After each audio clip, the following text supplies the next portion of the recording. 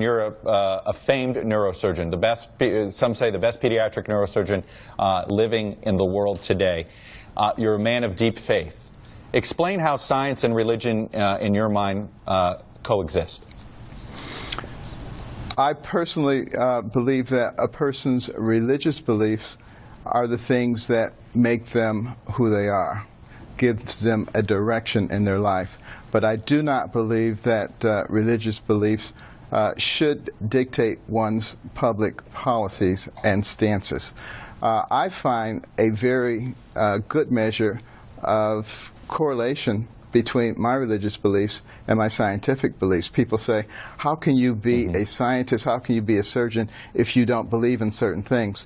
Maybe those things aren't scientific. Maybe it's just propaganda. You know, I think what we should, I'm always willing to sit down and discuss things. And people who say, well, you have to believe this and you have to believe that, I'm willing to discuss with them why they believe what they believe and why I believe what I believe. Now, you know, if you look at all the animals that were created, the ones with the biggest frontal lobes are us, human beings. Everybody else has these relatively small frontal lobes. Why are ours so big?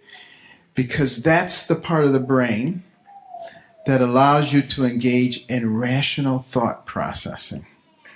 We're the only creatures who have the ability to extract information from the past and the present, project it into a plan, and thereby fashion your own future.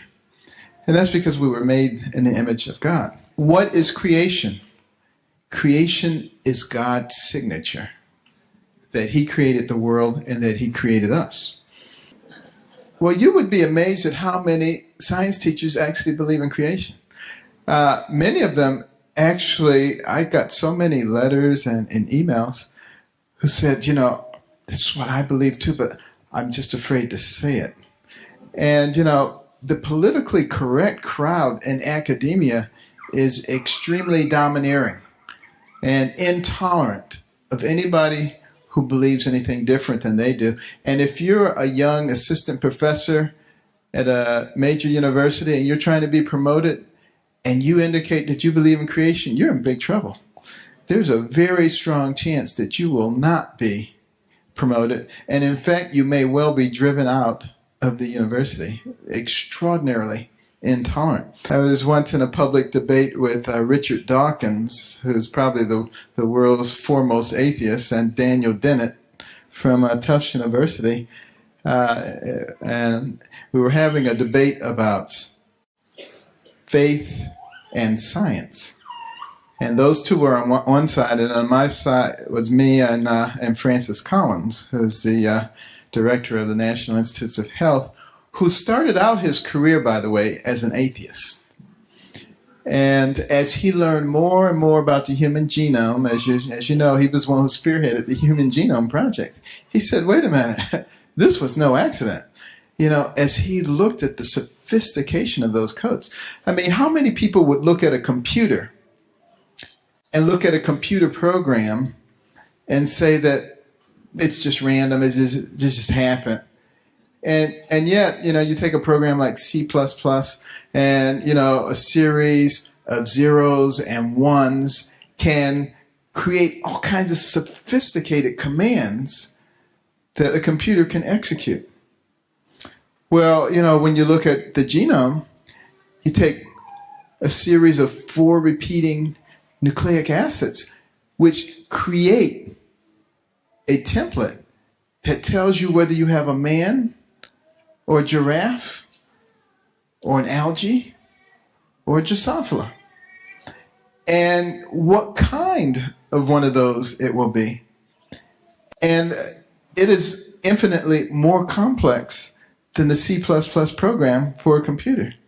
And that's what Francis Collins recognized as he was becoming the leading authority in this. And it became absolutely clear to him that evolution, in that sense, even if he does believe in a type of evolution, he said it had to have a creator.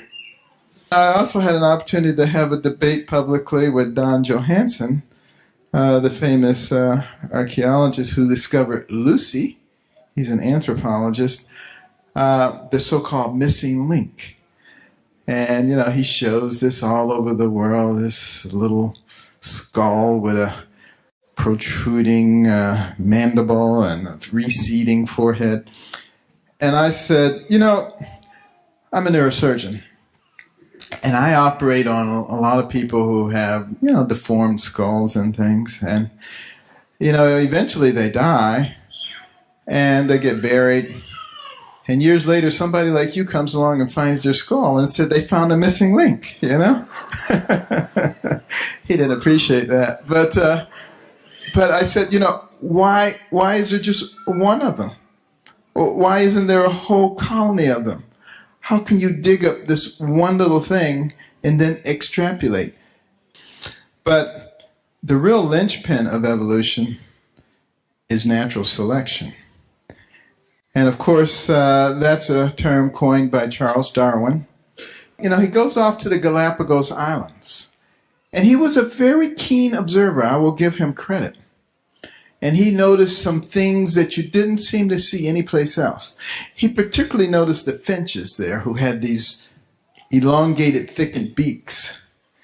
And he said, no other finches have beaks like this. This is evidence of evolutionary change.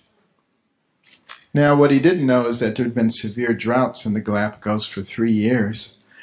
The only finches that survived were the ones that had thick beaks that could break open the seedlings and extract the nutrition, and they were able to breed and pass that trait on to the next.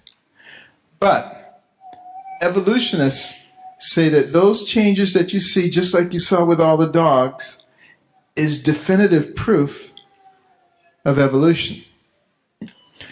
Now, I submit that changes can occur within a species.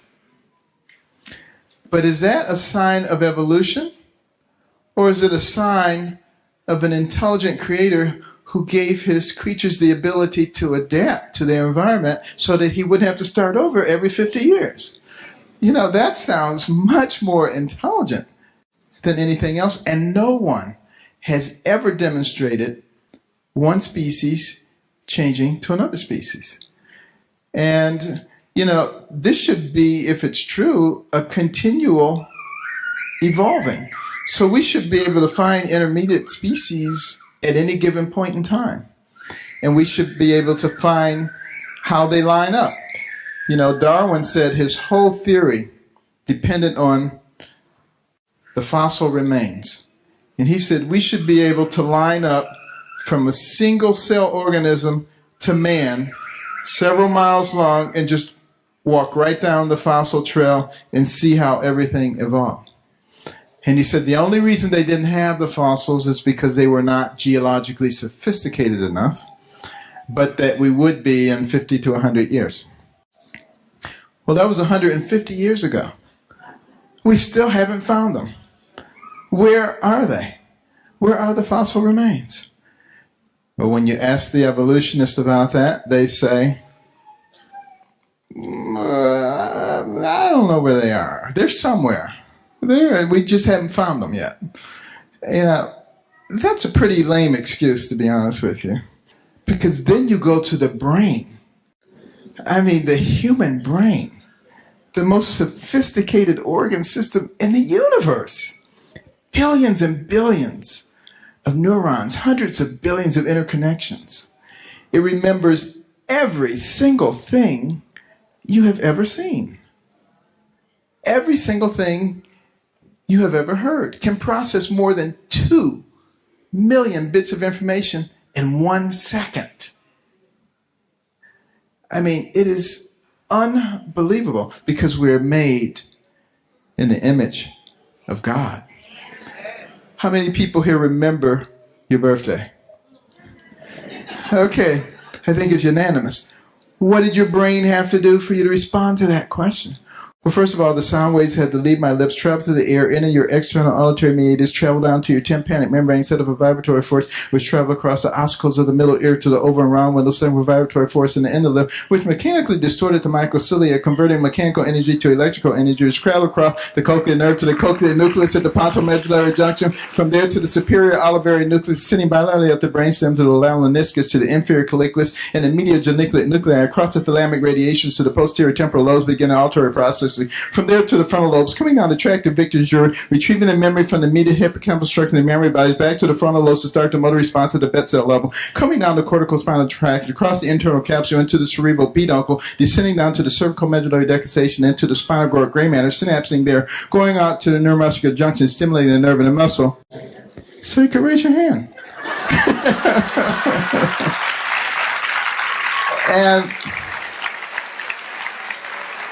if your brain can do that and you barely even had to think about it, what is your brain capable of if you actually put your mind to something?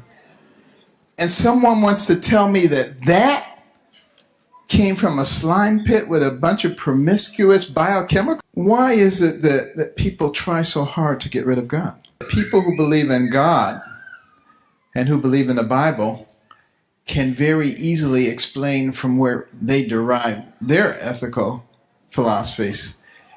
People who believe in survival of the fittest might have a more difficult time doing that. Because when you believe in survival of the fittest, and you and another person are the only person there, and you're hungry, and you kill them and eat them, well, you know, that's survival of the fittest. That's not necessarily the wrong thing to do. And if you believe as we do, and we get our ethical considerations from God, that would not even be a consideration. I'm not a hard and fast person who says the earth is only 6,000 years old. But I do believe in the six-day creation. And because, you know, it says in the beginning, God created heaven and earth. Doesn't say when he created them except for in the beginning. So the earth could have been here for a long time before he started creating things on it. But when he did start doing that, he made it very specifically clear to us. The evening and the morning were the next day. Because he knew that people would come along and try to say that, oh, it was millions and millions of years. And then what else did he say in the very first chapter? That each thing brought forth after its own kind. Because he knew people would come along and say, you know, this changed into that, and this changed into that, and this changed into that. So at the very beginning of the Bible, he puts that to rest.